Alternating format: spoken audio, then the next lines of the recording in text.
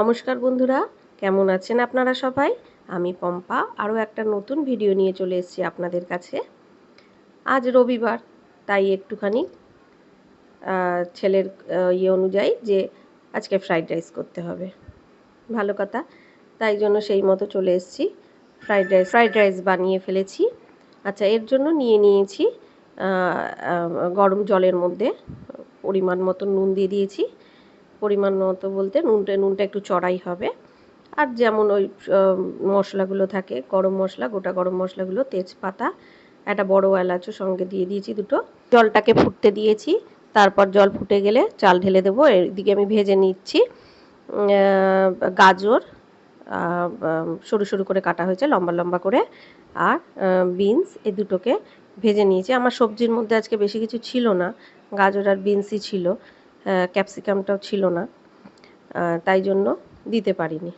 যাই হোক, এই ভেজে নিয়ে এবারে ভাতটাকে তৈরি করে নিচ্ছি। ভাত আমার এইদিকে রেডি হয়ে গেছে, দেখুন কি সুন্দর, একদম একটা চালও ভাঙেনি, একদম গোটা গোটা চালগুলোই রয়েছে। এবার এই চালের মধ্যে আমি সব কিছু দিয়ে দেবো। নুন তো আগে দেওয়াই ছিল, আর পরিমাণ মতো একটুখানি চিনি, গোলমরিচের গুঁড়ো, আর দিয়ে দেব এর সঙ্গে, দিয়ে এটাকে ভালো করে মাখিয়ে নেব। আর গাজর বিনসটা দিয়ে দিয়েছি। আমি কাজু কিশমিশটা দিতে পারিনি, ছিল না, তাই জন্য এই দিয়েই আমি ভাতটাকে ভালো করে মাখিয়ে নিয়েছি। গরম, একদম গরম ছিল, এই যে দেখুন ধোঁয়া উঠছে, ওই জন্য একটু হাতা দিয়েই নাড়িয়ে নিলাম। যাকগে, এবারে ঘি দিয়ে দিলাম। ঘিটা দিয়েও, আমি ঘি খুব বেশি দিই না, যেহেতু আমাকে আবার পরে তেল দিয়ে ভাজতে হবে, ওই জন্য আমি ঘিটা কমই দিই, অল্প করে একটু ঘি দিয়ে দিয়েছি। এবারে ভাতগুলোকে দেখুন, একটা চালও ভাঙেনি, খুব সুন্দরভাবে হয়েছে। এই রাইস, ফ্রাইড রাইস হোক আর যাই হোক, এই চালটা উপরই সব কিছু নির্ভর করে। যাই হোক, আমার মাখানো হয়ে গেছে। এবারে আমি কড়ার মধ্যে তেল দিয়ে আমি ভাতগুলোকে সব ভেজে নেব। রাইসগুলোকে সব একটু একটু করে দিয়ে আমি এই রাইসগুলোকে সব ভেজে নিলাম। ভেজে নিয়ে আমার ফ্রাইড রাইস তৈরি হয়ে যাবে। ফ্রাইড রাইসটা সঙ্গে আমার ছিল, আমি সেটা পরে দেখাবো, ভিডিওটা বড় হয়ে যাবে নয়তো। আর এর সঙ্গে আমি চাটনি বানিয়ে নিয়েছি। আজকে টমেটো ছিল না, আজকে এনেছিল হচ্ছে আমড়া, ছোট ছোট বেশ সুন্দর আমড়াগুলো, আমড়া নিয়ে এসে এবার আমড়াটাই আজকে চাটনি করেছিলাম।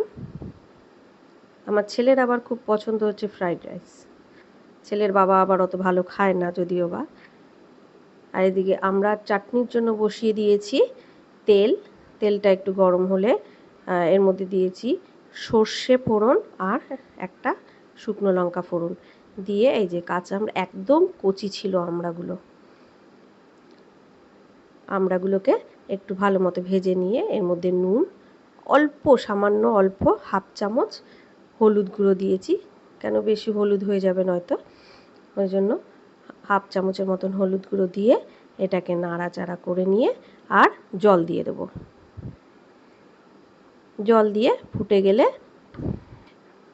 এর মধ্যে দিয়ে দেব চিনিটা পরিমাণ মতো, মানে তো মিষ্টি তো বেশি লাগবেই, কেন আমরা তো টক হয় প্রচণ্ড, ওই জন্য মিষ্টিটাও বেশি দিতে হয়।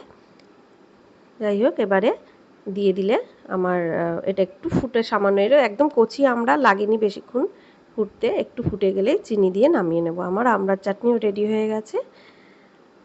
আমার ভিডিওটা ভালো লেগে থাকলে একটা লাইক, কমেন্ট, সাবস্ক্রাইব করে দেবেন প্লিজ।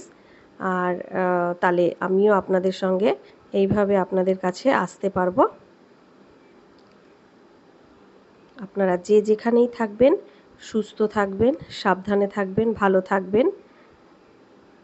আর দেখা হবে, যদি ভালোবাসা দিতে পারেন আমাকে, তাহলে দেখা হবে আবার পরের একটা ভিডিওতে।